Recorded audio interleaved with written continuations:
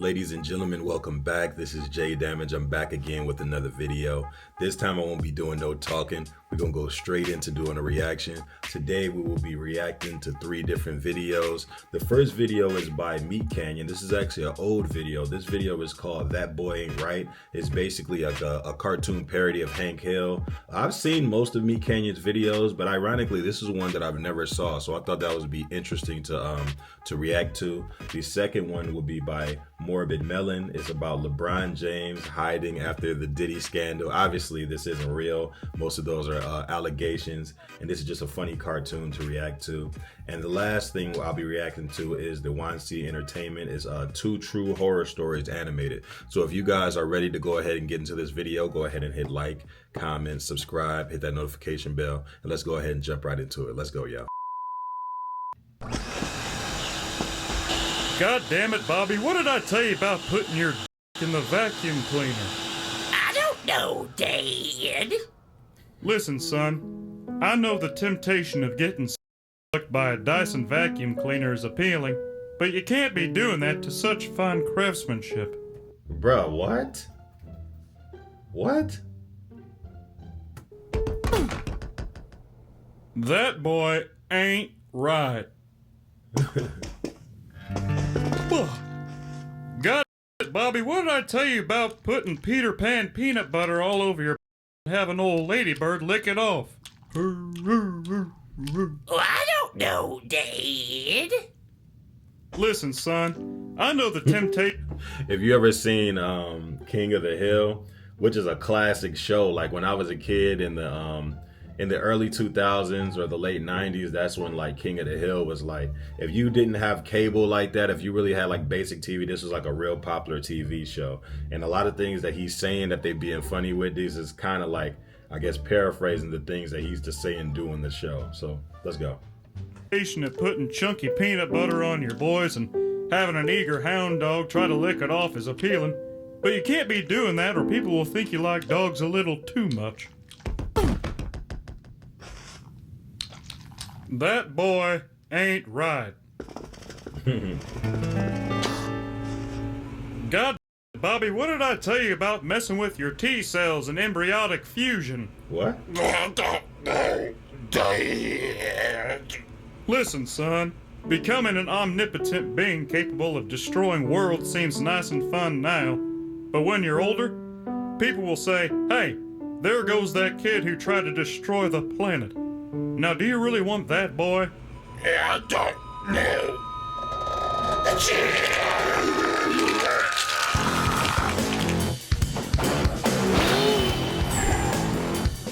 I'm gonna have to put you down, boy. That's my fault. I don't know you. I'll see you in hell, you son of It's supposed to be like, what's that called? Akira? It's supposed to be like that. a bitch.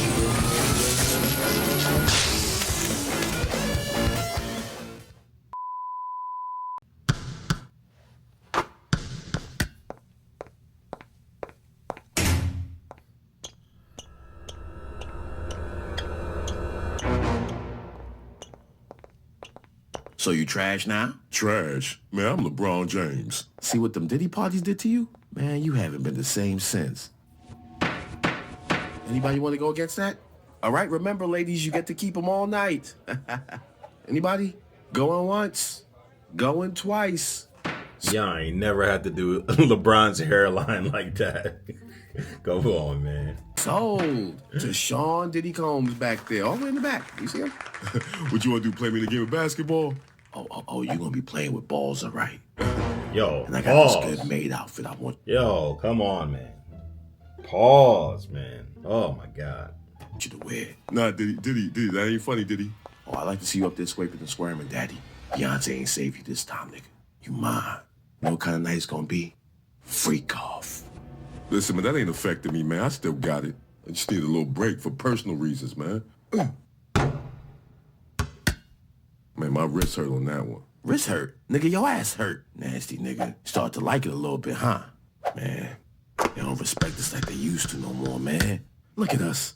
Head full of ass hair from the steroid abuse. Hey, and it's not all ass heads, nigga. Got some bad kids in there, too. Them's ass his. I'm playing with me. Look at us. We ain't even the same no more. Between me and you, I think it's time for us to retire. Oh, shit. I gotta wait till this blows over. LeBron, shut your ass up over there. Sorry, ma'am. Nasty ass. Yo, y'all cooking, bro. Y'all. Nasty ass. All right. That's the end of that one. Let's go ahead and get to the next one. As a police officer for more than 15 years in San Diego, California.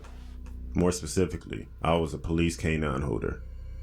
There were some moments on the job where it was rough, but one moment made me see how excruciating the job really is. On March 3rd, 2022 at approximately 12:38 p.m., San Diego Police Department, which I was working at, received a request for urgent cover from the Sheriff's Department at a residence that was not too far from where we were. The request was that there was a woman who had been given paperwork because she had quite a bit of eviction notices. When the deputies tried to talk with the woman and tried to give her the paperwork, they saw a big knife in her hand. She wasn't listening, and she slammed her front door and shut it, and she barricaded it. That's when me, along with the other police officers, were called for backup. When we got to the given address, I, along with the K-9 unit, were told to wait outside of the lobby in case we were needed, which we were later called to enter the unit as an additional less lethal option. We got to the area, and one of the deputies broke down the door. I and some other officers walked through the door, and we went inside of the apartment. We were all calling for her to come out with her hands up, but she wouldn't listen. We were able to see the woman in the room with an open door, and one deputy officer named Jason. He kept shooting warning shots to the wall for her to obey and not to do this the hard way. Right in an instant, we saw the woman charging at us with a knife. We were backing up and out into the hallway, and Jason kept trying to shoot her, but he kept missing. When this didn't work, the woman swung the knife at us, which happened to land on my chest for a second or two, and then it was taken out. This prompted one of the other officers to shoot the woman. She was struck at least once, and she immediately was killed on the scene. I could barely move now. I was in so much pain. I screamed out that I got stabbed, but it seemed like no one acknowledged me just yet. Then like 5 seconds later, an officer asked if anyone was hurt, and I yelled out that I got stabbed once again. I was immediately rushed to the hospital, and I knew I wasn't going to die. I was fortunate enough to get treated for my stab wounds, and not too long after I was released for a medical center. Wow. I soon found out that the woman who stabbed me and got shot and killed was 47-year-old woman. She was named Yan Lee. She had been getting a lot of eviction notices, but she kept refusing to accept it. She also apparently threatened one of the maintenance workers with a knife the previous day before she died. I was able to move on from this incident, but I'll never forget the feeling of having so much pain in your body that you think that you might not make it out alive. That's just the adventures of being a cop, I guess. Wow. One thing that I always kind of sympathize with police with is the fact that, they spend entire, shifts sometimes running into crazy people. Like, you know what I'm saying? Like, sometimes they run into people with knives. Sometimes they just run into a bunch of crazy people on drugs, junkies. Like, they run into a lot of different type of individuals within a time frame. So that's the main reason why sometimes you'll deal with a cop and they overly aggressive. And you're like, yo, what's wrong with you? But it's like they're dealing with so much at a time. It's like they deal with so much crazy stuff at a time that it's hard for them to treat people normally because it's so much unexpected things that they have to deal with during the day. The only issue that I always personally have had with them is how I feel like their distinction of how they treat black people.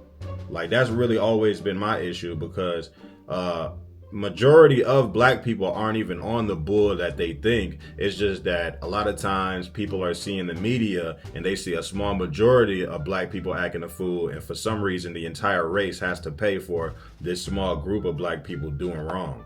So that's always been my issue with police, but I do acknowledge that police do see and deal with crazy stuff almost every day. So I understand them, but then again, I don't understand them. So let's go to the next video.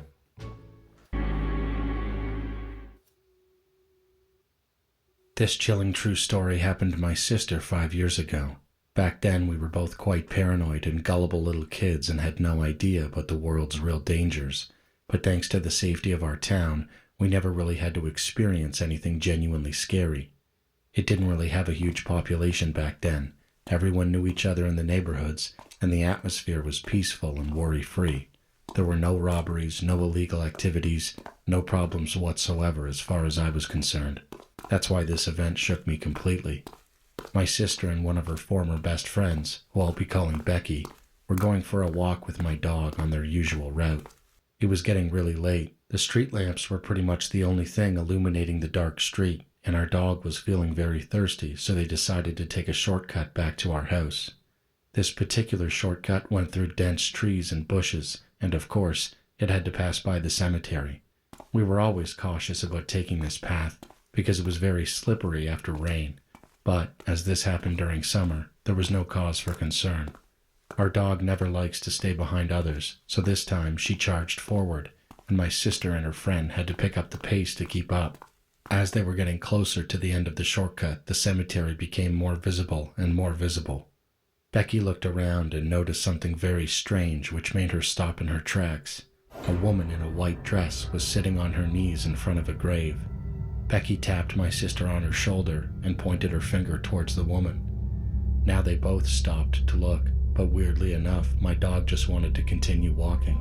It was very unusual to see people there since the cemetery closes before dark, and the visibility in there was extremely low without another light source, and she didn't have one.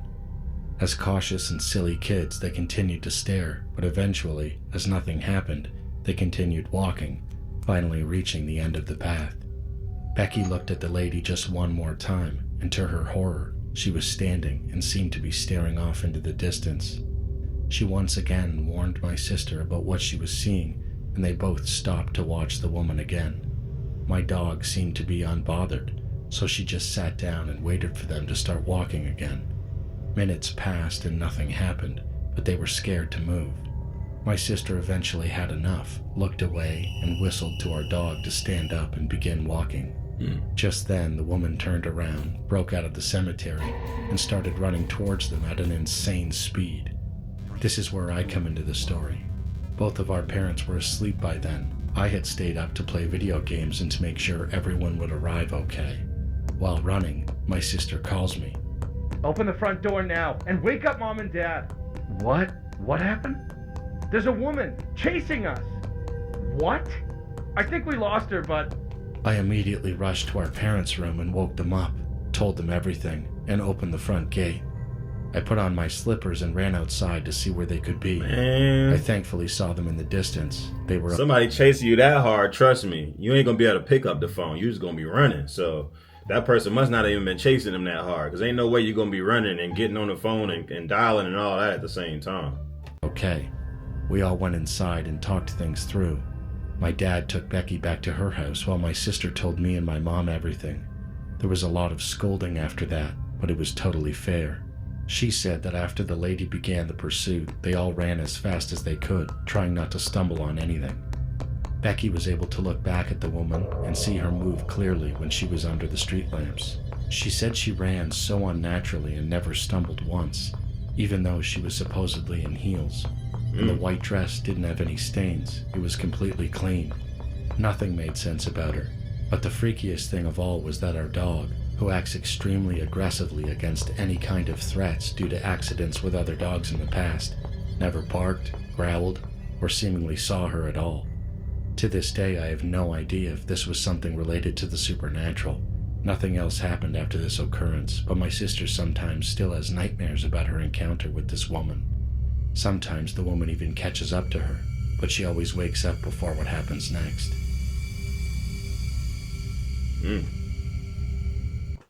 Okay, well, the lesson in that story is stay your ass out them graveyards.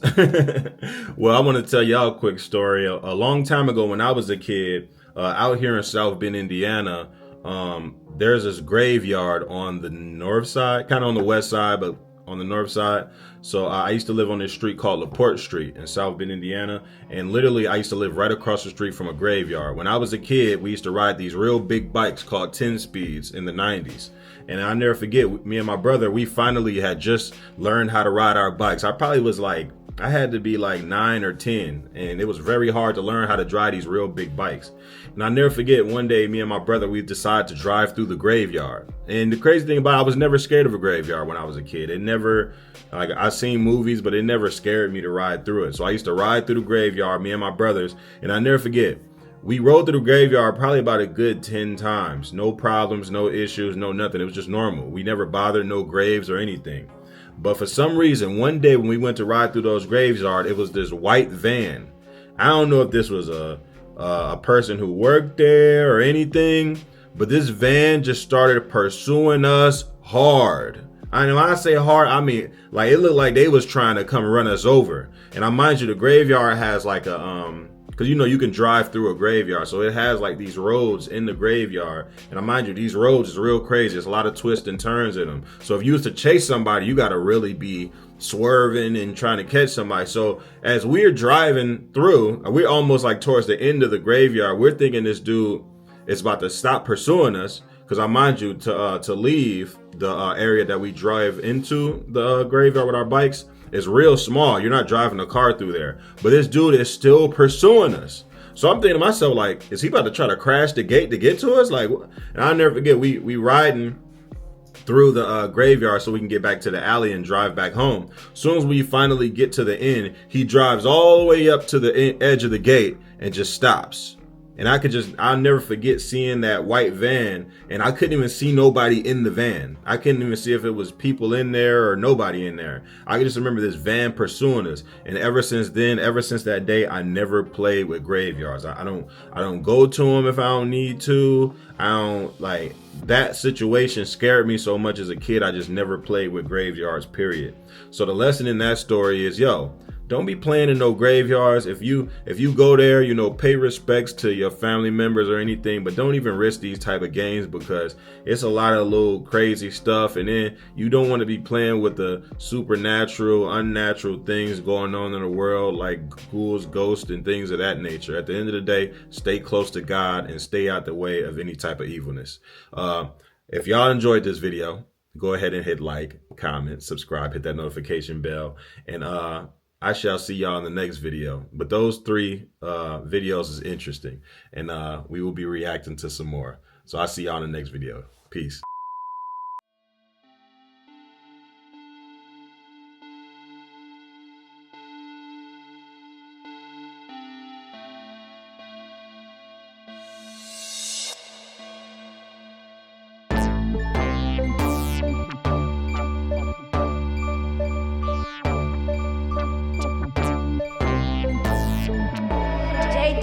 JayDamageTv.